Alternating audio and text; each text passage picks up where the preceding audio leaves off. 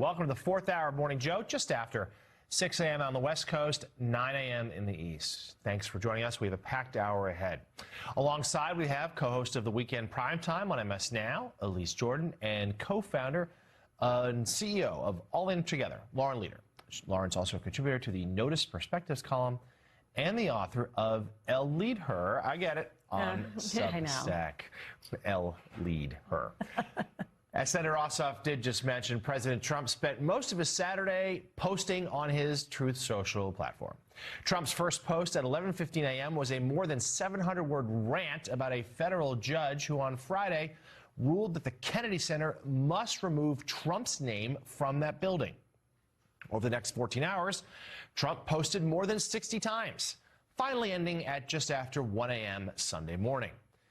The president's social media spree included political memes attacking his perceived political rivals, memes about crime under his administration compared to that of former President Biden, multiple AI-generated pictures, including 2 separate posts of Trump on Mount Rushmore, and at least 3 posts with George Washington, one of which was the 2 men on horses near a Trump-branded NASCAR vehicle with the Washington Monument and the White House in the background, and for good measure, the space shuttle flying over them.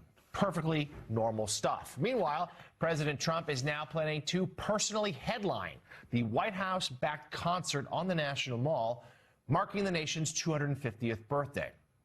After most musical performers, including Milli Vanilli, backed out of the June 24th event due to political concerns. Over the weekend, Trump took to social media, mocking the artists who've canceled, calling them overpriced and boring. Trump suggested replacing them with a giant MAGA rally instead with, you guessed it, himself as the headliner.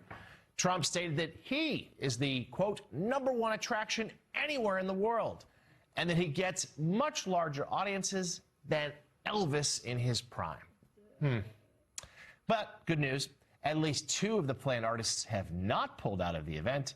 They include Flo Rida and Vanilla Ice. So, Elise, it is a great shock. All right, stop, collaborate, and listen. But there, we're done. Let me at it. Let me at it. That's it.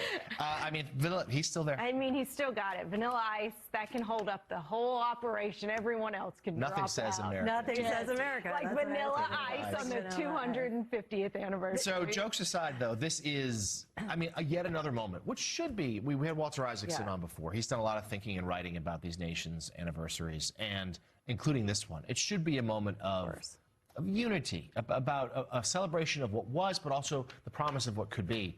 For President Trump, it's about one thing and one thing only, himself. Well, this could be easy. This doesn't have to be so hard. It is not hard to bring the country together to celebrate our 250th anniversary.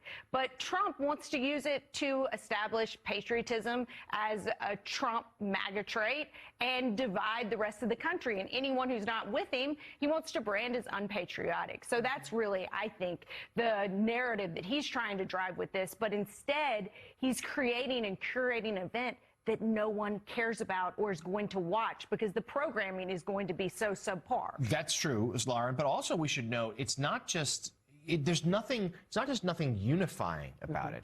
There's nothing joyful about it. For Trump, everything he's saying is angry. He is just angry at this whole proceedings. Right now, the only thing joyful are the memes on the internet of other musical acts that have declined, including like the trees from Bad Bunny's Super Bowl performance. I mean, the internet has gone bananas. I was fond of the Enrico Palazzo, the opera singer from Naked Gun. Leslie Nielsen. There's so many that actually, like, if you need a good laugh, just go down this rabbit hole. I spent more time on the weekend looking at those than I should have.